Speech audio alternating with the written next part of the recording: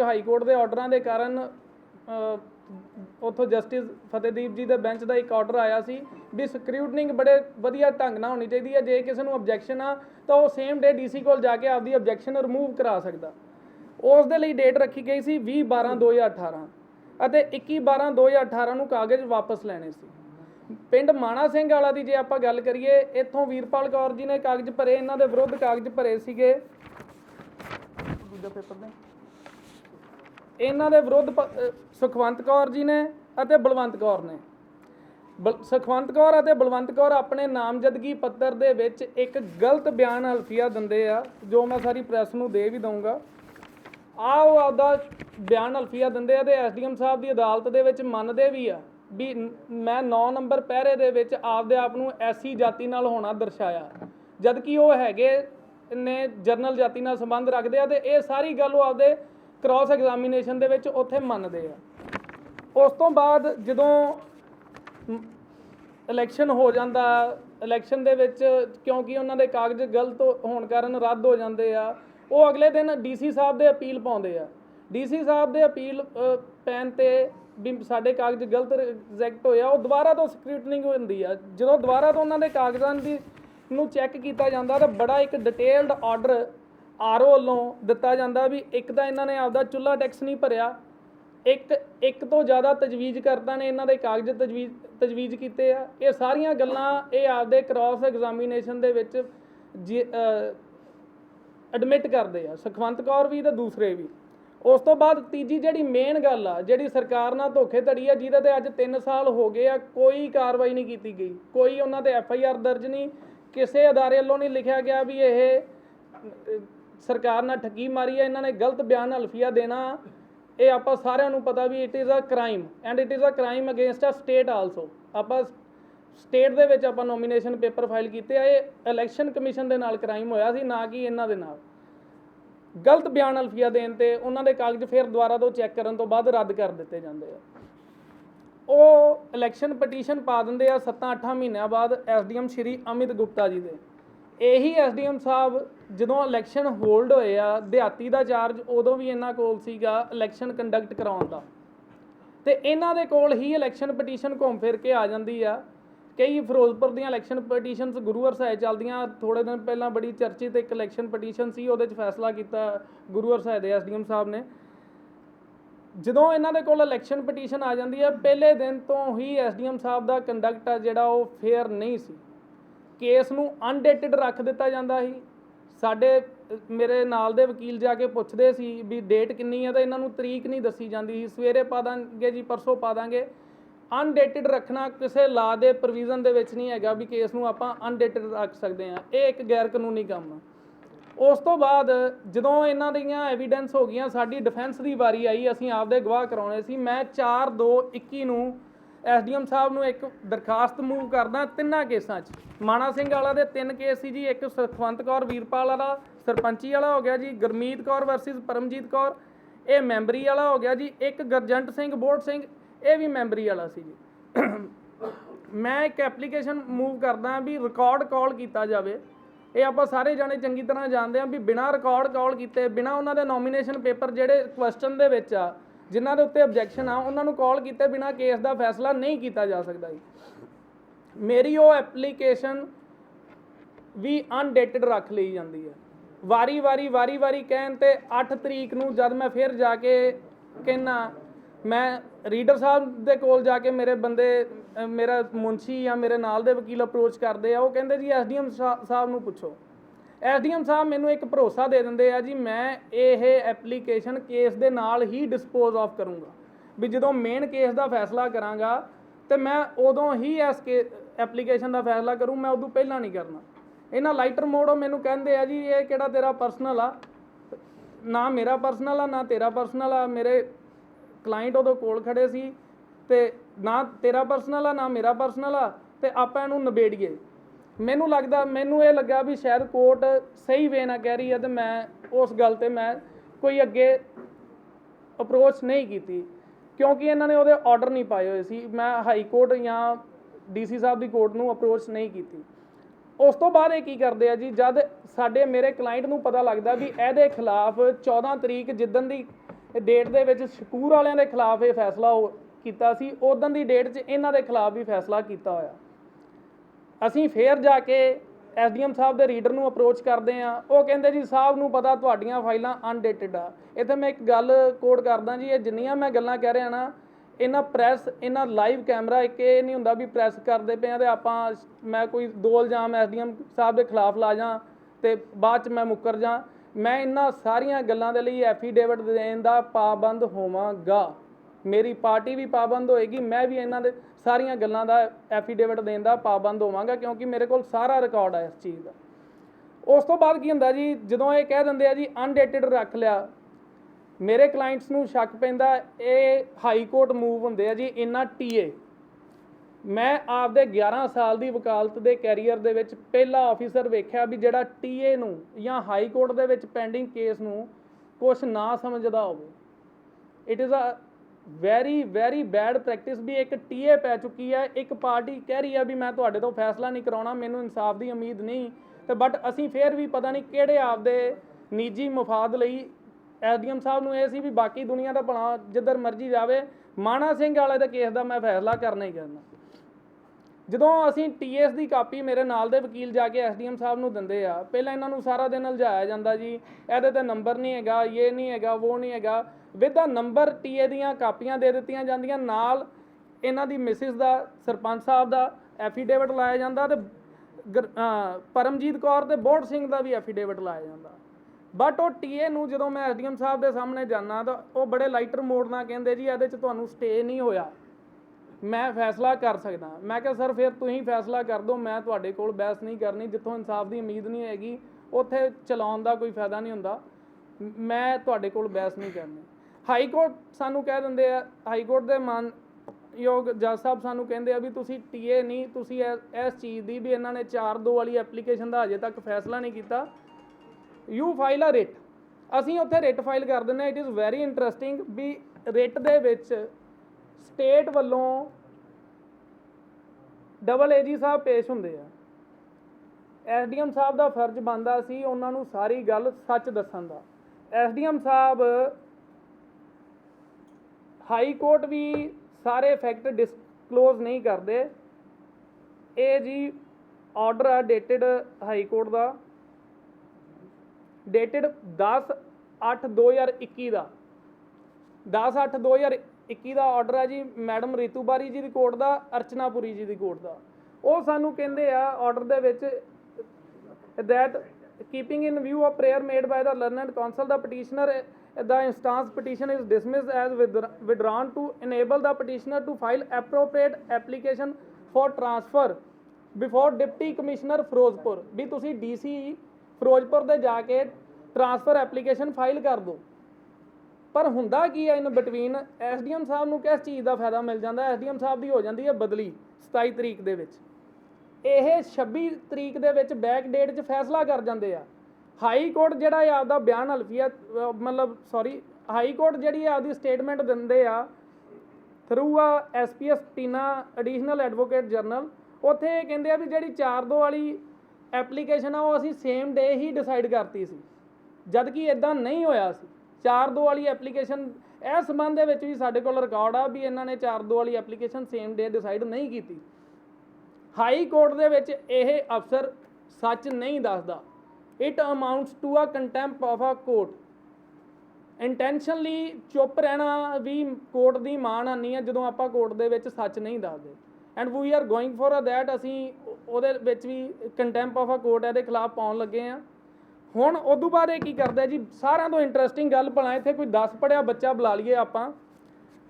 3 case ਸੀ ਜੀ ਮਾਣਾ ਸਿੰਘ ਵਾਲਾ ਦੇ, ਸੁਖਵੰਤ ਕੌਰ ਵਰਸਿਸ ਵੀਰਪਾਲ ਇਹ ਸਰਪੰਚੀ ਵਾਲਾ, ਗੁਰਮੀਤ ਕੌਰ ਵਰਸਿਸ ਪਰਮਜੀਤ ਮੈਂਬਰੀ ਵਾਲਾ, ਗੁਰਜੰਟ ਸਿੰਘ ਵਰਸਿਸ ਬੋਹੜ ਸਿੰਘ ਇਹ ਵੀ ਮੈਂਬਰੀ ਵਾਲਾ ਜੀ। ਦੋ ਪਾਸਿਓਂ ਅਪਰੋਚ ਆ ਗਈ ਹੋਣੀ ਆ ਕੋਈ ਉੱਦਾਂ ਦੀ, ਸੁਖਵੰਤ ਕੌਰ ਵੀਰਪਾਲ ਤੇ ਗੁਰਮੀਤ ਕੌਰ ਪਰਮਜੀਤ ਵਾਲਾ ਤਾਂ ਕਰ ਜਾਂਦੇ ਆ ਜੀ ਇਹ election petition allow. Same ground ਤੇ ਤਿੰਨਾਂ ਬੰਦਿਆਂ ਨੇ ਹੀ ਗਲਤ ਐਫੀਡੇਵਿਟ ਦਿੱਤੇ ਸੀ, ਤਿੰਨਾਂ ਬੰਦਿਆਂ ਦੇ ਹੀ ਸਕੈਂਡਰ ਜ਼ਿਆਦਾ ਜਾਣਿਆਂ ਵੱਲੋਂ ਹੋਏ ਸੀ। ਜਿਹੜਾ ਗੁਰਜੰਟ ਸਿੰਘ ਬੋਹੜ ਸਿੰਘ ਵਾਲਾ ਕੇਸ ਸੀਗਾ, ਸੇਮ ਡੇ ਇੱਕ ਜੱਜ 26/7 ਦੇ ਵਿੱਚ ਫੈਸਲਾ ਕਰ ਰਿਹਾ, ਜੁਡੀਸ਼ੀਅਲ ਪਾਵਰਸ ਆ ਇਲੈਕਸ਼ਨ ਟ੍ਰਿਬਿਊਨਲ ਦੀਆਂ, 2 ਕੇਸ ਇਹ ਅਲਾਉ ਕਰ ਜਾਂਦੇ ਆ, ਤੇ ਬੋਹੜ ਸਿੰਘ ਵਾਲਾ ਕੇਸ ਕਿਉਂਕਿ ਉਹਦੇ 'ਚ ਕੋਈ ਹੋਰ ਪ੍ਰੈਸ਼ਰ ਪੈ ਗਿਆ ਹੋਣਾ, ਉਹ ਡਿਸਮਿਸ ਕਰ ਜਾਂਦੇ ਆ ਜੀ। ਬੋਹੜ ਸਿੰਘ ਵਾਲਾ ਕਰ ਜਾਂਦੇ ਸਾਡੇ ਬੰਦਿਆਂ ਦੇ ਹੱਕ ਦੇ ਵਿੱਚ, ਤੇ ਜਿਹੜੇ ਦੂਜੇ 2 ਆ ਵੀਰਪਾਲ ਤੇ ਪਰਮਜੀਤ ਵਾਲਾ, ਉਹ ਸਾਡੇ ਉਲਟ ਕਰ ਜਾਂਦੇ ਆ ਜੀ। ਸਾਰੀ ਫੁਟਿੰਗ ਸੇਮ, ਇੱਕ ਚੀਜ਼ ਦਾ ਫਰਕ ਨਹੀਂ, ਸਾਰੇ ਪੇਪਰ ਸੇਮ, ਐਫੀਡੇਵਿਟ ਸੇਮ, ਸਕੈਂਡਰ 2 ਜਾਣਿਆਂ ਨੇ ਕੀਤਾ ਹੋਇਆ, ਚੁੱਲ੍ਹਾ ਟੈਕਸ ਉਹਨਾਂ ਦਾ ਨਹੀਂ ਲੱਗਾ, ਸਿੰਗਲ ਵਰਡ ਦਾ ਫਰਕ ਨਹੀਂ ਹੈਗਾ। ਮੈਂ ਇਹ ਵੀ ਇੱਥੇ ਆਪਣੀ ਗਵਰਨਮੈਂਟ ਤੋਂ ਮੰਗ ਕਰਦਾ, ਲੈਟ ਇਟ ਬੀ, ਜਿਹੜੇ ਮਰਜ਼ੀ ਅਫਸਰ, ਜਿਹੜਾ ਐਸਡੀਐਮ ਸਾਹਿਬ ਨੂੰ ਚੰਗਾ ਲੱਗਦਾ ਹੋਵੇ ਨਾ, ਬੜੇ ਚੰਗੇ ਅਫਸਰ ਪਏ ਆ, ਸਾਰੇ ਇਹਨਾਂ ਵਰਗੇ ਨਹੀਂ ਹੈਗੇ, ਸਾਰੇ ਐਵੇਂ ਦੇ 1-2 ਹੀ ਹੁੰਦੇ ਆ ਜੀ, ਬਾਕੀ ਸਾਰਾ ਪ੍ਰਸ਼ਾਸਨ ਬੜਾ ਵਧੀਆ ਕੰਮ ਕਰਦਾ। ਜਿਹੜਾ ਅਫਸਰ ਇਹਨਾਂ ਨੂੰ ਚੰਗਾ ਲੱਗਦਾ, ਆਪ ਨਾਮ ਲਿਖ ਕੇ 3 ਜਾਣਿਆਂ ਦਾ ਪ੍ਰੈਸ ਨੇ ਉਹਨਾਂ ਦਾ ਵਰਜਨ ਲੈਣਾ, ਉਹਨਾਂ ਨੂੰ ਪੁੱਛ ਲਿਆ ਜੇ ਵੀ ਜਿਹੜਾ ਅਫਸਰ ਚੰਗਾ ਲੱਗਦਾ ਕੀ ਉਹਦੀ ਇਨਕੁਆਇਰੀ ਹੋ ਜਾਏ, ਤੁਸੀਂ ਸੈਟੀਸਫਾਈ ਹੋ? ਅੱਜ ਐਪਲੀਕੇਸ਼ਨ ਦਿੱਤੀ ਨੂੰ ਡੀਸੀ ਸਾਹਿਬ ਦੇ ਇਨਕੁਆਇਰੀ ਦੇ ਰਿਗਾਰਡਿੰਗ 26/7 ਤੋਂ ਪਹਿਲਾਂ ਦੀ ਸਾਡੀ 26/7 ਨੂੰ ਦਿੱਤੀ ਸੀ ਉਹ ਐਪਲੀਕੇਸ਼ਨ, ਜਿਹੜੀ ਡੀਸੀ ਸਾਹਿਬ ਦੇ 26/7 ਨੂੰ ਜਿੱਦਣ 'ਚ ਇਹ ਫੈਸਲਾ ਕਰ ਰਿਹਾ, ਕਿਉਂਕਿ ਪਤਾ ਲੱਗ ਜਾਂਦਾ ਵੀ ਅੱਜ ਇਹ ਕੀ ਕਰ ਰਹੇ ਆ। 26/7 ਨੂੰ ਹੀ ਡੀਸੀ ਸਾਹਿਬ ਦੇ ਅਸੀਂ ਐਪਲੀਕੇਸ਼ਨ ਦਿੱਤੀ ਹੈ, ਜਿੱਦਣ ਇਹਨੇ ਫੈਸਲਾ ਕੀਤਾ ਅਲੋਂਗ ਵਿਦ ਦੀ ਐਫੀਡੇਵਿਟਸ। ਉਹਦਾ ਐਪਲੀਕੇਸ਼ਨ ਦਾ ਅੱਜ ਤੱਕ ਹਜੇ ਕੁਛ ਨਹੀਂ ਬਣਿਆ, ਕਿਉਂਕਿ ਇਹਨਾਂ ਦੇ ਮਗਰ ਅਫਸਰ ਸ਼ਾਹ ਲੱਗ ਜਾਂਦਾ ਜੀ। ਤੇ ਇਹਨਾਂ ਨੂੰ ਆਪਾਂ ਇੱਥੇ ਵੇਖ ਲਈਦਾ ਵੀ ਵਿਜੀਲੈਂਸ ਵਾਲੇ ਜਾ ਕੇ ਕਿਸੇ ਵਿਚਾਰੇ ਮਾੜਾ ਥਾਣੇਦਾਰ ਹੋਵੇ, ਐਸਐਚਓ ਹੋਵੇ, ਤਾਂ ਗੁੱਟ ਤੇ ਆਰਾਮ ਨਾਲ ਹੱਥ ਪਾ ਲੈਂਦੇ ਵੀ ਆ ਜਾ ਇੱਧਰ ਨੂੰ। ਤੇ ਜੇ ਉਹੀ ਕੋਈ ਜੀਓ ਲੈਵਲ ਤੇ ਆ ਜੇ ਗੱਲ, ਤੇ ਕਿੰਨੇ ਕੁ ਵਿਜੀਲੈਂਸ ਵੀ ਜੀਓ ਵਾਲਿਆਂ ਨੂੰ ਫੜਦੇ ਆ, ਇਹ ਆਪਾਂ ਸਾਰਿਆਂ ਨੂੰ ਹੀ ਪਤਾ ਜੀ ਕੀ ਹੁੰਦਾ। ਜਿਵੇਂ ਜਿਵੇਂ ਪੋਸਟ ਜਾਂਦੀ ਆ, ਉਹ ਮਾੜਾ ਖੂਨ ਹਵਲਦਾਰ ਦਾ ਇੱਕ ਜਗ੍ਹਾ ਤੇ ਸੁਣਿਆ ਸੀ, ਉਹ ਗੱਲ ਆ ਵੀ ਛੋਟੇ ਅਫਸਰ ਤੇ ਜਲਦ ਤੋਂ ਜਲਦ ਕਾਰਵਾਈ ਹੋ ਜਾਂਦੀ ਆ, ਰੀਡਰ ਫਸ ਜਾਂਦੇ ਆ, ਸਿਪਾਹੀ ਨੂੰ, ਥਾਣੇਦਾਰ ਨੂੰ, ਹਵਲਦਾਰ ਨੂੰ, ਐਸਐਚਓ ਨੂੰ, ਪੁਲਿਸ ਤੇ ਤਾਂ ਬੜੀ ਛੇਤੀ ਟਾਰਗੇਟ ਕਰ ਦਿੱਤਾ ਜਾਂਦਾ। ਪਰ ਸਿਵਲ ਪ੍ਰਸ਼ਾਸਨ, ਸਾਰੀ ਪ੍ਰੈਸ ਨੂੰ ਪਤਾ ਵੀ ਤਹਿਸੀਲ 'ਚ ਅੱਜ ਕੱਲ੍ਹ ਕੀ ਚੱਲਦਾ ਹੁੰਦਾ ਸੀ, ਜਦੋਂ ਇਹ ਐਸਡੀਐਮ ਸਾਹਿਬ ਹੁੰਦੇ ਸੀ ਕੀ ਚੱਲਦਾ ਹੁੰਦਾ ਸੀ, ਤੇ ਹੁਣ ਉੱਥੇ ਕਿੰਨਾ ਕੁ ਸੁਧਾਰ ਹੋਇਆ ਜਦੋਂ ਦੇ ਨਵੇਂ ਐਸਡੀਐਮ ਸਾਹਿਬ ਆਏ ਆ। ਇਸ ਲਈ ਸਾਡੀ ਮੰਗ ਇਹ ਆ ਵੀ ਇਹਦੇ ਵਿੱਚ ਪ੍ਰਸ਼ਾਸਨ ਜਲਦ ਤੋਂ ਜਲਦ ਟਾਈਮ ਬਾਉਂਡ ਕਿਸੇ ਵੀ ਅਫਸਰ ਦੀ ਇਨਕੁਆਇਰੀ ਲਾ ਦੇ। ਠੀਕ ਹੈ, ਇਹਨਾਂ ਦਾ ਜਿਹੜਾ ਰਾਈਟ ਆ, ਇਹ ਆਪਦਾ ਹਾਈ ਕੋਰਟ ਜਿਹੜਾ ਇਲੈਕਸ਼ਨ ਪਟੀਸ਼ਨ ਇਹ ਗਲਤ ਢੰਗ ਨਾਲ ਕਰਕੇ ਗਏ ਨੇ, ਉਹ ਦੇਖਣਗੇ, ਬਟ ਇਸ ਅਫਸਰ ਦੇ ਖਿਲਾਫ ਇਨਕੁਆਇਰੀ ਹੋ ਕੇ ਇਹਨਾਂ ਨੂੰ ਜਸਟਿਸ ਜ਼ਰੂਰ ਮਿਲਣਾ ਚਾਹੀਦਾ। ਇੱਥੋਂ ਬਦਲ ਕੇ ਅਬੋਹਰ ਚਲੇ ਗਏ ਨੇ, ਉੱਥੋਂ ਵਾਲੇ ਬੰਦਿਆਂ ਨਾਲ ਵੀ ਇੱਦਾਂ ਹੋਏਗਾ ਤਾਂ ਫਿਰ ਇਨਸਾਫ ਕਿੱਥੇ ਆ ਜੀ? ਫਿਰ ਇਸੇ ਕਰਕੇ ਸਾਡੀ ਸਾਰੇ ਜਨਰੇਸ਼ਨ ਬਾਹਰ ਭੱਜੀ ਜਾਂਦੀ ਪਈ ਆ, ਕਿਉਂਕਿ ਇਨਸਾਫ ਦੀ ਉਮੀਦ ਕਿਸੇ ਨੂੰ ਇੱਥੇ ਹੈ ਹੀ ਨਹੀਂ। ਜਿਹੜਾ ਕੁਝ ਕਰਤਾ ਬਸ ਠੀਕ ਆ, ਆਪਾਂ ਉਸ ਗੱਲ ਤੇ ਕਹਿ ਦਿੱਤਾ ਚਲੋ ਜੀ ਅਫਸਰ ਕਰ ਗਿਆ, ਆਪਾਂ ਦੂਜੇ ਦੇ ਚਲੇ ਜਾਂਦੇ। ਬਟ ਇੰਨੀ ਨੇਰਗਰਦੀ ਵੀ ਇੱਕੋ ਦਿਨ 'ਚ ਤੁਸੀਂ 3 ਫੈਸਲੇ ਸੁਣਾਉਣੇ ਹੋ, ਤੁਸੀਂ ਬੈਕ ਡੇਟ 'ਚ ਕਰਦਾ ਉਹ ਵੀ ਮੰਨ ਲੈਂਦੇ ਹੋ, ਤੁਸੀਂ ਇੱਕੋ ਦਿਨ 'ਚ 3 ਫੈਸਲੇ ਸੁਣਾਉਣੇ ਪਏ ਹੋ। 2 ਫੈਸਲੇ ਤੁਹਾਡੇ ਕੁਛ ਕਹਿ ਰਹੇ ਆ, 1 ਫੈਸਲਾ ਕੁਛ ਕਹਿ ਰਿਹਾ। ਜੁਡੀਸ਼ੀਅਲ ਮਾਈਂਡ ਆ ਤੁਹਾਡਾ, ਉਹ ਇੱਕ ਦਿਨ 'ਚ ਇੰਨਾ ਹੀ ਚੇਂਜ ਹੋ ਗਿਆ। ਇੱਕ 'ਚ ਤੁਸੀਂ ਕੋਈ ਇਸ਼ੂ ਫਰੇਮ ਕਰੀ ਹੋਣੇ, ਦੂਜੇ 'ਚ ਜਿਹੜੇ ਦੂਸਰੇ ਇਸ਼ੂ ਬਣਦੇ ਆ ਉਹਦੇ 'ਚ ਉਹ ਫਰੇਮ ਕਰੀ ਹੋਣੇ ਪਿਓ। ਐਂਡ ਇਨ ਦੀਜ਼ ਕੇਸਿਸ, ਇਹਦੇ ਵਿੱਚ ਥੱਲੇ ਕੌਂਸਲ ਮੈਂ ਸੀ, ਇਕਬਾਲ ਸਿੰਘ ਸ਼ਕੂਰ ਵਾਲੇ 'ਚ ਮੈਂ ਕੌਂਸਲ ਨਹੀਂ ਸੀਗਾ। ਇਹਨਾਂ 3 ਕੇਸਾਂ ਦੇ ਵਿੱਚ ਜਦੋਂ ਮੈਨੂੰ ਪਤਾ ਲੱਗਾ ਵੀ ਮੇਰੇ ਨਾਲ ਬੇਇਨਸਾਫੀ ਹੋ ਰਹੀ ਆ, ਕਿਉਂਕਿ ਵੀ ਸਾਡਾ ਕੰਮ ਵੀ ਇਹ ਨਹੀਂ ਗਾ ਜੀ ਵੀ ਕਲਾਇੰਟ ਤੋਂ ਫੀਸ ਲੈ ਲਈ ਤੇ ਅਸੀਂ ਆਪਦਾ ਬੈਠ ਗਏ। ਜਿੱਥੇ ਬੇਇਨਸਾਫੀ ਹੁੰਦੀ ਆ, ਸਾਡਾ ਉਹਦੇ ਖਿਲਾਫ ਆਵਾਜ਼ ਚੱਕਣਾ ਵੀ ਇੱਕ ਵਕੀਲ ਦਾ ਫਰਜ਼ ਆ। ਜਦੋਂ ਸਾਨੂੰ ਪਤਾ ਲੱਗਾ ਵੀ ਇਹ ਮੇਰੇ ਕਲਾਇੰਟਾਂ ਦੇ ਨਾਲ ਬੈਕ ਡੇਟ ਦੇ ਵਿੱਚ 11 ਤਰੀਕ 'ਚ ਇੱਦਾਂ ਕਰਨ ਦਾ ਪਿਆ, ਦੈਨ ਆਈ ਅਪਰੋਚ ਮਾਈ ਬਾਰ। ਅਸੀਂ ਆਪਣੀ ਬਾਰ ਦੇ ਕੋਲ ਅਪਰੋਚ ਕੀਤਾ। 25 ਵਕੀਲ advocates along with the vice president and a secretary, they have gone to his office ਵੀ ਤੁਸੀਂ ਐਸਡੀਐਮ ਸਾਹਿਬ ਇਹ ਕੀ ਹੋ ਰਿਹਾ। ਉੱਥੇ ਐਸਡੀਐਮ ਸਾਹਿਬ ਨੇ ਸਾਨੂੰ 27 ਵਕੀਲਾਂ ਨੂੰ ਇਹ ਕਿਹਾ ਵੀ ਮੈਂ ਇਹਨਾਂ ਕੇਸਾਂ ਦਾ ਰੈਫਰੈਂਸ ਬਣਾ ਕੇ ਡੀਸੀ ਸਾਹਿਬ ਦੇ ਭੇਜ ਦੇਣਾ, ਜੇ ਤੁਹਾਨੂੰ ਸ਼ੱਕ ਆ ਵੀ ਮੈਂ ਇਹਨਾਂ ਕੇਸਾਂ ਦੇ ਵਿੱਚ ਕੁਝ ਗਲਤ ਕੀਤਾ ਹੋਇਆ ਤਾਂ ਮੈਂ ਰੈਫਰੈਂਸ ਬਣਾ ਕੇ ਭੇਜ ਦਿੰਦਾ। ਉਹਨਾਂ ਨੂੰ ਇਹਨਾਂ ਨੇ ਇਹ ਸ਼ਿਓਰਟੀ ਦਿੱਤੀ, ਬਟ ਬਾਅਦ 'ਚ ਫਿਰ ਉਹੀ ਵੀ ਬੈਕ ਡੇਟ ਦੇ ਵਿੱਚ ਫੈਸਲਾ ਕਰ ਦਿਓ। ਇੱਥੇ ਕਿਹੜਾ ਕਿਸੇ ਨੇ ਪੁੱਛਣਾ ਵੀ ਆਪਣੇ ਆਪ ਹਾਈ ਕੋਰਟ ਚਲੇ ਜਾਣਗੇ, ਗੱਲ ਖਤਮ ਹੋ ਜਾਏਗੀ। ਸੋ ਮੇਰੀ ਡਿਮਾਂਡ ਇਹ ਆ ਵੀ ਇਹਦੀ ਟਾਈਮ ਬਾਉਂਡ ਇਨਕੁਆਇਰੀ 10 ਦਿਨਾਂ ਦੇ ਵਿੱਚ ਇਹਦੀ ਇਨਕੁਆਇਰੀ ਹੋ ਕੇ ਇਸ ਅਫਸਰ ਨੂੰ ਉਨੀ ਦੇਰ ਹੈੱਡਕੁਆਟਰ 'ਤੇ ਭੇਜੋ ਤੇ ਇਹਦੀ ਇਨਕੁਆਇਰੀ ਕਰਕੇ ਮੇਰੇ ਕਲਾਇੰਟਸ ਨੂੰ ਇਨਸਾਫ ਦਿਵਾਇਆ ਜਾਵੇ। ਐਂਡ ਸੈਕੰਡਲੀ ਜਿਹੜਾ ਸ਼ਕੂਰ ਵਾਲੀ ਕਹਾਣੀ ਹੈ ਜੀ, ਸ਼ਕੂਰ ਦੇ ਵਿੱਚ ਇੱਕ ਸੁਖਵੰਤ ਸਿੰਘ ਜੀ ਨੇ ਪਾਈ ਸੀ, ਸੁਖਵਿੰਦਰ ਸਿੰਘ ਜੀ ਨੇ ਇਕਬਾਲ ਸਿੰਘ ਦੇ ਉੱਪਰ, ਇਹ ਸੀ ਸਰਪੰਚੀ ਵਾਲੀ ਇਲੈਕਸ਼ਨ ਪਟੀਸ਼ਨ। ਇਹਦੇ ਵਿੱਚ ਭਾਈ ਸਾਹਿਬ ਕੀ ਕਰਦੇ ਐਸਡੀਐਮ ਸਾਹਿਬ ਵੀ ਇਹਨਾਂ ਨੂੰ ਸੁਪਨਾ ਆ ਜਾਂਦਾ ਵੀ ਸਾਰਾ ਰਿਕਾਰਡ ਹੀ ਸਹੀ ਹੈ।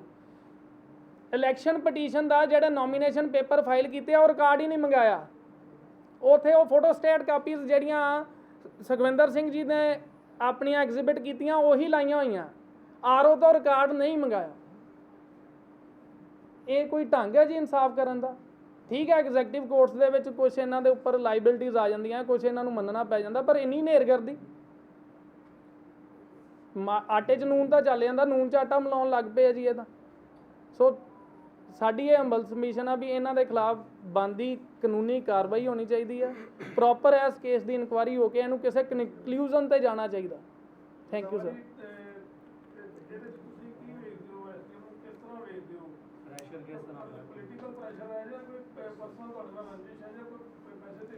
ਨਹੀਂ, ਪਰਸਨਲ ਰੰਜਿਸ਼ ਇੱਕ ਲਾਇਰ ਦੀ ਤੇ ਜੁਡੀਸ਼ੀਅਲ ਆਫੀਸਰ ਦੀ ਕਦੇ ਵੀ ਨਹੀਂ ਹੁੰਦੀ। ਉਹ ਜੇ ਲਈ ਬੈਠੇ ਹੋਣ, ਕਿਉਂਕਿ ਮੇਰਾ ਕੰਮ ਆ ਆਪਦੇ ਕਲਾਇੰਟਸ ਨੂੰ ਡਿਫੈਂਡ ਕਰਨਾ ਇਹਨਾਂ ਕੋਲ, ਉਹ ਲਈ ਬੈਠੇ ਹੋਣ, ਲੈਟ ਇਟ ਵੀ ਮੇਰੇ ਪਾਰਟ ਤੇ ਨਹੀਂ ਹੈ। ਪੋਲੀਟੀਕਲ ਪ੍ਰੈਸ਼ਰ ਆ ਜਾਂ ਦੂਸਰਾ ਪ੍ਰੈਸ਼ਰ ਆ, ਜਿਹੜਾ ਪ੍ਰੈਸ਼ਰ ਪੋਲੀਟੀਕਲ ਪ੍ਰੈਸ਼ਰ ਤੋਂ ਵੀ ਉੱਪਰ ਹੋ ਕੇ ਚੱਲ ਪੈਂਦਾ, ਉਹ ਐਸਡੀਐਮ ਸਾਹਿਬ ਤੁਹਾਨੂੰ ਜ਼ਿਆਦਾ ਸਹੀ ਦੱਸਣਗੇ।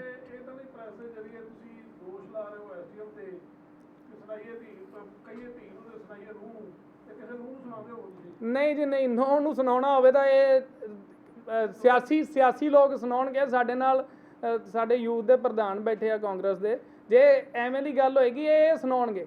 ਮੈਂ ਤਾਂ ਜਿਹਨੂੰ ਕਹਿ ਰਿਹਾ, ਮੈਂ ਬੜੇ ਡਾਇਰੈਕਟ ਕਹਿ ਰਿਹਾ, ਮੇਰਾ ਕੰਮ ਨਹੀਂ ਸਿਆਸਤ ਕਰਨਾ, ਮੈਂ ਵਕੀਲ ਹਾਂ, ਮੈਂ ਵਕੀਲ ਤਾਂ ਹੀ ਰਵਾਂਗਾ।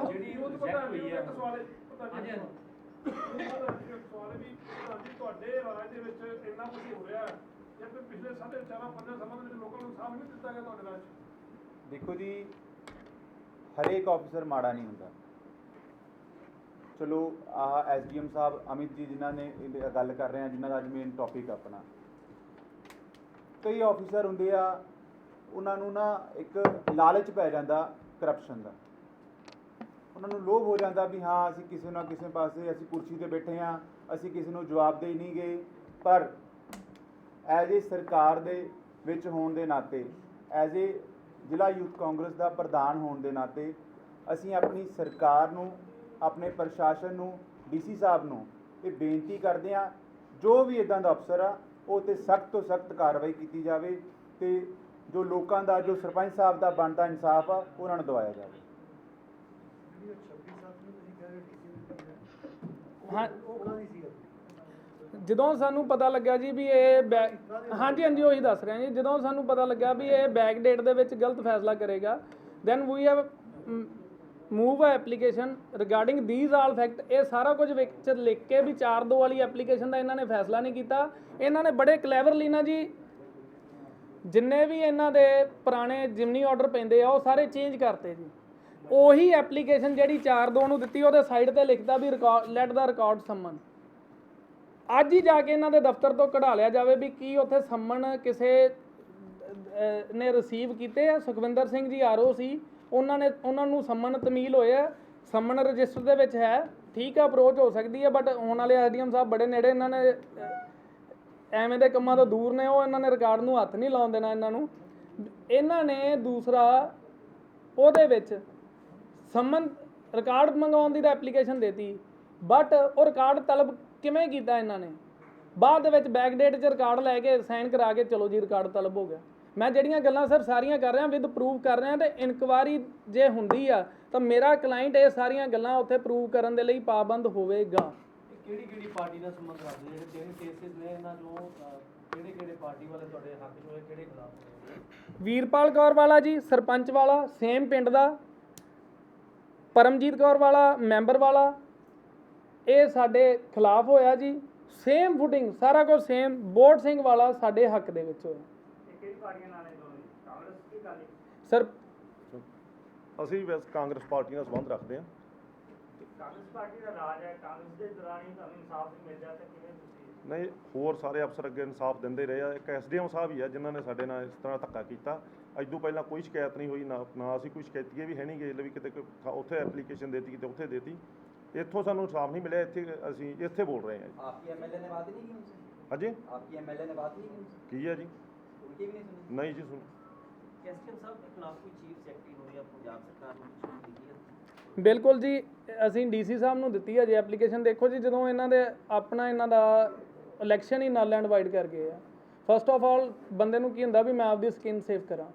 ਇਹਨਾਂ ਨੇ ਹੁਣ ਹਾਈ ਕੋਰਟ ਦੇ ਵਿੱਚ ਪਟੀਸ਼ਨ ਪਾ ਦਿੱਤੀ ਆ। ਹੁਣ ਅਸੀਂ ਐਸਡੀਐਮ ਸਾਹਿਬ ਦੇ ਖਿਲਾਫ ਜਿਹੜਾ ਇਹਨਾਂ ਨੇ ਹਾਈ ਕੋਰਟ ਦੇ ਵਿੱਚ ਚੁੱਪ ਰਹਿ ਕੇ ਇੰਟੈਂਸ਼ਨਲੀ ਝੂਠ ਬੋਲਿਆ, ਚੁੱਪ ਰਹਿਣਾ ਇੰਟੈਂਸ਼ਨਲੀ ਸੱਚ ਦਾ ਪਤਾ ਹੁੰਦੇ ਹੋਏ ਵੀ ਉਥੇ ਮਾਣਯੋਗ ਕੋਰਟ ਦਾ ਟਾਈਮ ਬਰਬਾਦ ਕੀਤਾ, ਉਹਦੇ ਖਿਲਾਫ ਅਸੀਂ ਕੰਟੈਂਪ ਵੀ ਪਾਉਣ ਜਾ ਰਹੇ ਹਾਂ। ਚੀਫ ਸੈਕਟਰੀ ਜੀ ਦਾ ਮੈਂ ਇਹਨਾਂ ਨੇ ਗੱਲ ਹੋਈ ਹੈ ਮਣੀ ਜੀ ਦੀ, ਅਸੀਂ ਉਧਰੋਂ ਵੀ ਟਾਈਮ ਲੈ ਰਹੇ ਹਾਂ। ਸਾਨੂੰ ਜਿਸ ਪਲੇਟਫਾਰਮ ਤੇ ਜਾਣਾ ਪਿਆ ਅਸੀਂ ਉਸ ਪਲੇਟਫਾਰਮ ਤੇ ਜਾਵਾਂਗੇ। ਅਸੀਂ ਮਾਣਯੋਗ ਰੰਧਾਵਾ ਸਾਹਿਬ ਜਿਹੜੇ ਆਪਣੇ ਇੱਥੇ ਆਈ ਥਿੰਕ ਗ੍ਰੀਵੀਅੰਸ ਕਮੇਟੀ ਦੇ ਚੇਅਰਮੈਨ ਨੇ, ਅਸੀਂ ਉਹਨਾਂ ਕੋਲ ਵੀ ਅਪਰੋਚ ਕਰਾਂਗੇ। ਇਹ ਹੁਣ 25 ਪਿੰਡਾਂ ਦੇ ਸਰਪੰਚ ਬੈਠੇ ਆ ਜੀ, ਜੇ ਇਹ ਬੰਦੇ ਦੋਨੋਂ ਇਕਬਾਲ ਜਾਂ ਇਹਨਾਂ ਦੇ ਵਾਈਫ ਵੀਰਪਾਲ ਕੌਰ, ਜੇ ਇਹ ਸਰਪੰਚ ਨੇ ਇਹਨਾਂ ਦੇ ਇਲਾਕੇ ਦੇ ਵਿੱਚ ਹੈ, ਜੇ ਬੰਦੇ ਜੈਨੂਅਨ ਨੇ, ਤਾਂ ਹੀ ਇੰਨੇ ਸਰਪੰਚ ਅੱਜ ਤੁਹਾਡੇ ਕੋਲ ਆਏ ਬੈਠੇ ਆ ਜੀ। ਬਾਕੀਆਂ ਨੇ ਕੀ ਲੈਣਾ ਹੈਗਾ ਇਸ ਕੰਮ ਤੋਂ? ਪੰਚਾਇਤਾਂ ਤਾਂ 2 ਸਸਪੈਂਡ ਹੋਈਆਂ ਜੀ। ਦੂਜੀ ਪਾਰਟੀ ਦੇ ਅੰਦਰ ਆਜ਼ਾਦ ਉਮੀਦਵਾਰ ਸੀਗੇ ਜਾਂ ਕਿਵੇਂ ਜਿਹੜੇ ਉਹ ਵੀ ਕਾਂਗਰਸ ਨਾਲ ਸੰਬੰਧ ਰੱਖਦੇ ਜੀ। ਉਹਨਾਂ ਨੇ ਆਪਦੇ ਕ੍ਰਾਸ ਐਗਜ਼ਾਮੀਨੇਸ਼ਨ ਦੇ ਵਿੱਚ ਮੰਨਿਆ ਅਸੀਂ ਗਲਤ ਐਫੀਡੇਵਿਟ ਦਿੱਤਾ, ਅੱਜ ਤਾਈਂ ਉਹਨਾਂ ਦੇ ਕੋਈ ਕਾਰਵਾਈ ਨਹੀਂ। ਉਹਨਾਂ ਨੇ ਆਪਦੇ ਕ੍ਰਾਸ ਐਗਜ਼ਾਮੀਨੇਸ਼ਨ ਦੇ ਵਿੱਚ ਮੰਨਿਆ ਵੀ ਅਸੀਂ ਕਾਂਗਰਸ ਪਾਰਟੀ ਨਾਲ ਸੰਬੰਧ ਰੱਖਦੇ ਹਾਂ, ਉਹਦੇ ਲਈ ਅੱਜ ਤਾਈਂ ਕੋਈ ਕਾਰਵਾਈ ਨਹੀਂ। ਸਾਡਾ ਹੁਣ ਮੇਨ ਮੋਟਿਵ ਹੈ ਤੁਹਾਡੇ ਕਾਂਗਰਸੀ ਨਾਲ ਇੰਨਾ ਵੱਡਾ ਧੱਕਾ ਹੋ ਰਿਹਾ, ਇਹਦਾ ਮਤਲਬ ਅਕਾਲੀ ਨਾਲ ਤਾਂ ਬੜੀ ਧੱਕੇ ਹੋਏ ਨੇ। ਇਧਰੋਂ ਪੁੱਛੋ ਜੀ। ਸਰਪੰਚ ਸਾਹਿਬ ਤੁਸੀਂ ਅੱਜ ਤੱਕ ਅਕਾਲੀ ਬੜੇ ਇੱਥੇ ਕਰਵਾਉਂਦੇ ਆਏ ਆ, ਆਪਾਂ ਇੱਕ ਵਾਰ ਵੇਖਿਆ ਤੁਹਾਨੂੰ ਨਹੀਂ ਆਉਣਾ ਪਿਆ। ਜੇ 25 ਪਿੰਡਾਂ ਦੇ ਸਰਪੰਚ ਐਮਐਲਏ ਸਾਹਮਣੇ ਖੜੇ ਹੋ ਗਏ, ਐਮਐਲਏ ਦੀ ਕੀ ਜ਼ਰੂਰਤ ਆ? ਇਲੈਕਸ਼ਨ ਨਹੀਂ ਲੜਦਾ ਦੁਬਾਰਾ? ਬਾਈ ਜੀ ਐਮਐਲਏ ਸਾਹਿਬ ਨੇ ਲਗਭਗ 2-3 ਵਾਰ ਕਾਲ ਵੀ ਕੀਤੀ, ਬਕਾਇਦਾ ਗੈਰੀ ਸਾਹਿਬ ਐਸਡੀਐਮ ਸਾਹਿਬ ਕੋਲੇ ਜਾ ਕੇ ਵੀ ਆਏ ਦਫ਼ਤਰ, ਵੀ ਜੋ ਨਿਆਂ ਉਹ ਹੋਣਾ ਚਾਹੀਦਾ, ਕਿਸੇ ਨਾਲ ਕੋਈ ਧੱਕੇਸ਼ਾਹੀ ਨਹੀਂ ਹੋਣੀ ਚਾਹੀਦੀ।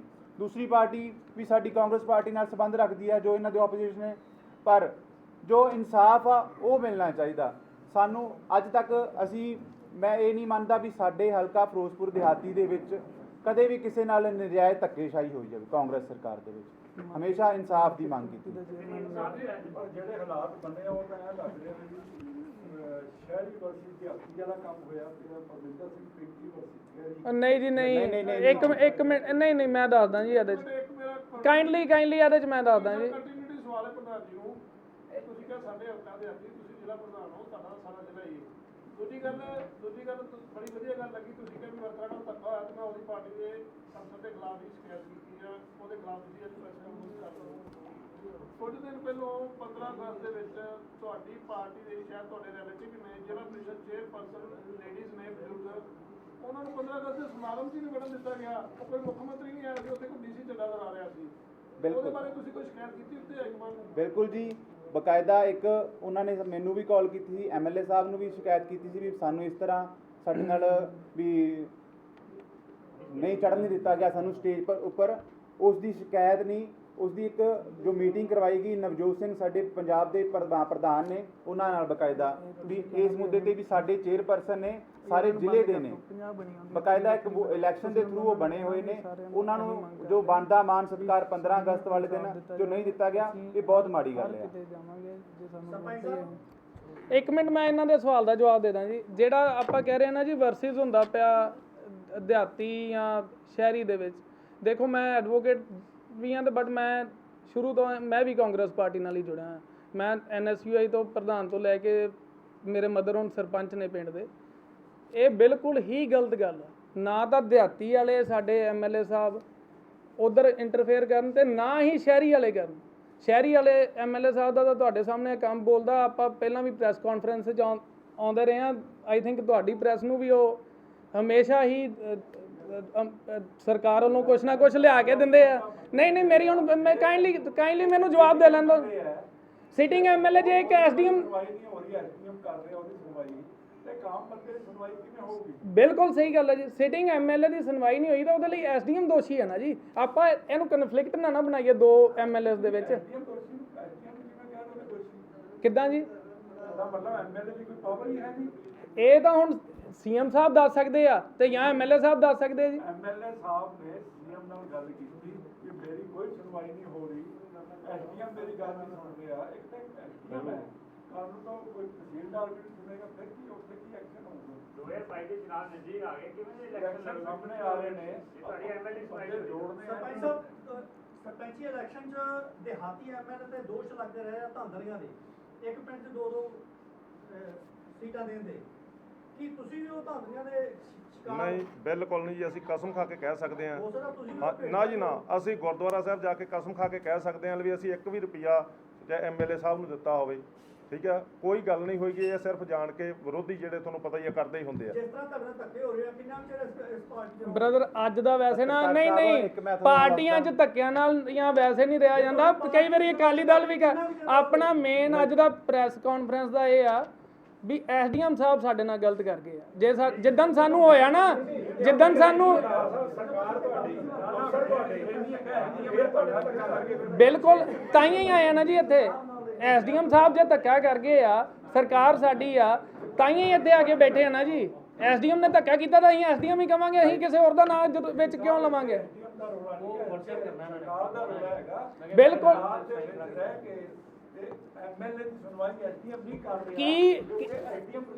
ਕੀ ਇੱਕ ਐਮਐਲਏ ਐਸਡੀਐਮ ਨੂੰ ਕੋਈ ਰਿਟਨ ਆਰਡਰ ਦੇ ਵਿੱਚ ਕਹਿ ਸਕਦਾ ਵੀ ਤੁਸੀਂ ਉਹ ਤੁਹਾਡਾ ਇਹ ਕੋਰਟ ਮੈਟਰ ਆ, ਕੋਰਟ ਮੈਟਰ ਦੇ ਵਿੱਚ ਉਹਨੂੰ ਕੋਈ ਡਿਕਟੇਟ ਕਰ ਸਕਦਾ ਵੀ ਤੂੰ ਫੇਰ ਚੱਲ? It is totally a prerogative of a ਬਿਲਕੁਲ ਉਹ ਪਹੁੰਚਾਵਾਂਗੇ ਜੀ। ਹੁਣ ਉਹ ਅਸੀਂ ਜਾ ਕੇ ਕਵਾਂਗੇ ਵੀ ਹੋਈ ਆ ਬਕਾਇਦਾ ਵੀ ਇੱਕ ਆਪਾਂ ਇਹ ਗੱਲ ਅੱਜ ਪ੍ਰੈਸ ਕਾਨਫਰੰਸ ਕਰਨ ਦਾ ਮਕਸਦ ਇਹ ਆ ਕਿ ਇਹ ਜੱਗ ਜ਼ਾਹਰ ਕੀਤਾ ਜਾਵੇ ਤਾਂ ਕਿ ਜੋ ਅਫਸਰ ਇੱਥੋਂ ਬਦਲ ਕੇ ਅਬੋਰ ਗਿਆ ਹੈਗਾ ਉਥੋਂ ਦੇ ਲੋਕਾਂ ਨਾਲ ਧੱਕਾ ਨਾ ਹੋ ਸਕੇ, ਜੋ ਉਹਨਾਂ ਤੇ ਬਣਦੀ ਕਾਰਵਾਈ ਹੋ ਸਕੇ। ਸਿੱਧੂ ਕੋਲ ਵੀ ਜਾਵਾਂਗੇ, ਸੀਐਮ ਮੇਰਾ ਇੱਕ ਕੁਐਸਚਨ ਹੈ ਕਿ ਜ਼ਿਲ੍ਹਾ ਕਾਂਗਰਸ ਪ੍ਰਧਾਨ, ਤੁਸੀਂ ਯੂਥ ਕਾਂਗਰਸ ਦੇ ਪ੍ਰਧਾਨ ਹੋ। ਆ ਸਾਡੇ ਹੁਣ ਮਾਰਕੀਟ ਕਮੇਟੀ ਦੇ ਚੇਅਰਮੈਨ ਵੀ ਆ ਗਏ ਜੀ ਸੋਣੀ ਦੇ। ਮੈਂ ਗੱਲ ਕਰਦਾ ਜੀ, ਮੇਰਾ ਮਤਲਬ ਹਰ ਇੱਕ ਐਮਐਲਏ ਆਪਣੇ ਆਪਣੇ ਇਲਾਕੇ ਦਾ ਮਾਲਕ ਹੁੰਦਾ ਹੈ। ਕੋਈ ਐਸਡੀਐਮ ਉਸ ਇਲਾਕੇ ਦਾ ਜੋ ਫੈਸਲਾ ਨਾ ਐਮਐਲਏ ਤੋਂ ਪਿੱਛੋਂ ਬਗੈਰ ਨਹੀਂ ਕਰਦਾ। ਜਾਂ ਤਾਂ ਇਹ ਹੈ, ਮੈਨੂੰ ਲੱਗਦਾ ਪਿਆ ਬਈ ਤੁਹਾਡਾ ਜਿਹੜਾ ਐਮਐਲਏ ਹੈ ਨਾ ਉਹ ਦੋਨੋਂ ਪਾਸੇ ਚੱਲਦਾ ਪਿਆ। ਅਗਰ ਉਹ ਚਾਹਵੇ ਤੇ ਮੇਰਾ ਖਿਆਲ ਹੈ ਸਵਾਲ ਹੀ ਪੈਦਾ ਨਹੀਂ ਹੁੰਦਾ ਵੀ ਐਸਡੀਐਮ ਉਸ ਤੋਂ ਪਾਸੇ ਨਹੀਂ ਜੀ, ਇਦਾਂ ਦੀ ਕੋਈ ਗੱਲ ਨਹੀਂ ਗੀ ਸਰ ਯੂਥ ਕਾਂਗਰਸ ਹੋਵੇ, ਉਹਨਾਂ ਦਾ ਕੇਸ ਹੋਵੇ ਤੇ ਫਿਰ ਐਸਡੀਐਮ ਯਾਰ ਮੈਨੂੰ ਸਰ ਕਾਈਂਡਲੀ ਮੈਂ ਇੱਥੇ ਮਾੜਾ ਜਿਹਾ, ਤੁਸੀਂ ਸਾਰੇ ਮੇਰੇ ਤੋਂ ਬੜੇ ਸੀਨੀਅਰ ਜੇ, ਤੁਸੀਂ ਉਮਰਾਂ ਹੰਡਾਈਆਂ। ਇਹ ਇਲੈਕਸ਼ਨ ਟ੍ਰਿਬਿਊਨਲ ਦੇ ਕੇਸਿਸ ਆ ਜੀ। ਇਟ ਇਜ਼ ਅ ਕੋਰਟ, ਇਹ ਕੋਰਟ ਆ। ਕੋਰਟ ਦੇ ਵਿੱਚ ਕੋਈ ਵੀ ਪੋਲੀਟੀਕਲ ਬੰਦਾ ਇੰਟਰਫੇਅਰ ਨਹੀਂ ਕਰ ਸਕਦਾ। ਉੱਥੇ ਆਪਾਂ ਨਹੀਂ ਡਿਕਟੇਟ ਕਰ ਸਕਦੇ। ਉਹਨੂੰ ਇਹ ਕਹਿ ਸਕਦੇ ਆ ਵੀ ਤੂੰ ਇਨਸਾਫ ਕਰ, ਤੇ ਜੇ ਉਹਦਾ ਇਨਸਾਫ ਕਰਨ ਦਾ ਮਨ ਨਹੀਂ ਹੈਗਾ ਤਾਂ ਉਹਦੇ ਤੇ ਐਮਐਲਏ ਕੋਈ ਸੋਟਾ ਨਹੀਂ ਮਾਰ ਸਕਦਾ। ਨਹੀਂ, ਉਹ ਕਿਉਂ ਨਹੀਂ ਇਨਸਾਫ ਕਰਦਾ? ਨਹੀਂ ਕਰਦਾ ਜੀ। ਇਹ ਸਿਲਸਿਲਾ ਤਾਂ ਚੱਲਿਆ, ਅਸੀਂ ਕਹਿ ਰਹੇ ਹਾਂ ਇਹ ਐਸਡੀਐਮ ਸਾਹਿਬ ਦੱਸਣਗੇ। ਉਹ ਐਸਡੀਐਮ ਡੀਸੀ ਸਾਰੇ ਐਮਐਲਏ ਦੇ ਬੰਦੇ ਹੁੰਦੇ ਸਰ ਦੇਖੋ, ਜੇ ਅਸੀਂ ਕਹਿੰਦੇ ਮਤਲਬ ਕਿ ਆਪਣਾ ਫੈਸਲਾ ਕਰਤਾ ਕੋਰਟ ਨੇ, ਕੋਰਟ ਦਾ ਫੈਸਲਾ, ਫਿਰ ਤੁਸੀਂ ਕਿਵੇਂ ਕਹਿ ਸਕਦੇ ਇੱਕ ਸਾਨੂੰ ਇਨਸਾਫ ਮਿਲਿਆ ਦੂਜੇ ਨਹੀਂ ਮਿਲਿਆ? ਸਰ ਸੇਮ ਫੁਟਿੰਗ ਆ, 3 ਕੇਸ ਆ, ਜਾਂ ਤਾਂ ਸਾਡੇ ਤਿੰਨੇ ਹੀ ਖਾਰਜ ਕਰ ਦਿੰਦਾ, ਠੀਕ ਹੈ। 3 ਕੇਸ, ਤਿੰਨਾਂ 'ਚ ਐਫੀਡੇਵਿਟ ਗਲਤ, ਤਿੰਨਾਂ 'ਚ ਸਕੈਂਡਰ ਜ਼ਿਆਦਾ, ਤਿੰਨਾਂ ਦੇ ਵਿੱਚ ਚੁੱਲਾ ਟੈਕਸ ਨਹੀਂ। ਮਾਈਂਡ ਬੈਠੇ ਬੈਠੇ ਦਾ ਇੱਕ ਦਾ ਡਿਕਟੇਸ਼ਨ ਦਿੰਦੇ ਕੁਝ ਹੋਰ ਹੋ ਜਾਂਦਾ, ਸੇਮ ਡੇ ਦੇ ਫੈਸਲੇ। ਹਾਊ ਇਟ ਇਜ਼ ਪੋਸੀਬਲ ਵੀ ਆਪਾਂ 1 ਮਿੰਟ ਦੇ ਲਈ ਕੁਝ ਸੋਚਦੇ ਪਏ ਹਾਂ, ਦੂਜੇ ਮਿੰਟ ਲਈ ਆਪਾਂ ਕੁਝ ਸੋਚਦੇ ਪਏ ਹਾਂ। It means we are approached, ਵੀ ਸਾਨੂੰ ਕੋਈ ਨਾ ਕੋਈ ਅਪਰੋਚ ਆਈ ਹੋਈ ਆ। ਸਾਡਾ ਮੇਨ ਮਕਸਦ ਹੀ ਇਹ ਆ। Numbers of recording are with my client, ਜਿਹਦੇ ਵਿੱਚ ਇਹ ਅਨਡੇਟਡ ਰੱਖੀ ਬੈਠਾ ਕੇਸ ਨੂੰ, ਨੰਬਰ ਆਫ ਰਿਕਾਰਡਿੰਗ। ਸੁਣਾਓ ਉਹ ਜਿਹੜੀ ਨਾ ਡਿਮਾਂਡ ਇਹ ਹੋਣੀ ਚਾਹੀਦੀ ਹੈ ਬਈ ਆ ਜਿਹੜਾ ਨਾ ਐਸਡੀਐਮ ਡੀਸੀ ਇਹਨਾਂ ਨੂੰ ਛੱਡ ਕੇ ਜੁਡੀਸ਼ੀਅਲ ਵਾਲੇ ਪਾਸੇ ਜਿਹੜਾ ਨਾ ਇਹ ਸਾਰੇ ਕੰਮ ਹੋਣੇ ਚਾਹੀਦੇ। ਬਿਲਕੁਲ ਹੋਣੇ ਚਾਹੀਦੇ ਆ ਜੀ, ਪੋਲੀਟੀਕਲ ਬੰਦਿਆਂ ਦੇ ਬਿਲਕੁਲ ਹੋਣੇ ਚਾਹੀਦੇ ਆ।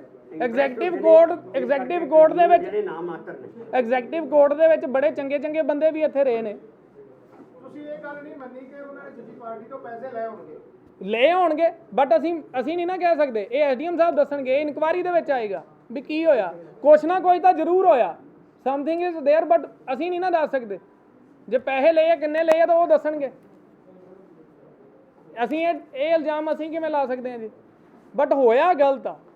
ਇਹ ਭਲਾ ਕੋਈ 10 ਪੜ੍ਹਿਆ ਬੱਚਾ ਫਾਈਲ ਨਾ ਚੱਕ ਲਵੇ, ਤਿੰਨੇ ਆਰਡਰ ਪੜ੍ਹ ਲਵੇ, ਉਹ ਵੀ ਕਹਿ ਦੇਵੇ ਵੀ ਇਹਦੇ 'ਚ ਸਹੀ ਹੈ। ਇਹ ਉਹ ਕਹਿੰਦੇ ਹੁੰਦੇ ਨਾ, ਰੱਬ ਜਦੋਂ ਮਾਰਦਾ ਮੱਤ ਮਾਰਦਾ, ਲੱਤ ਨਹੀਂ ਮਾਰਦਾ। ਇਹ ਮੱਤ ਹੀ ਵੱਜੀ ਆ। ਜਾਂ ਤਿੰਨੇ ਕੇਸ ਹੀ ਕਰ ਜਾਂਦੇ। ਉਹ ਜਦੋਂ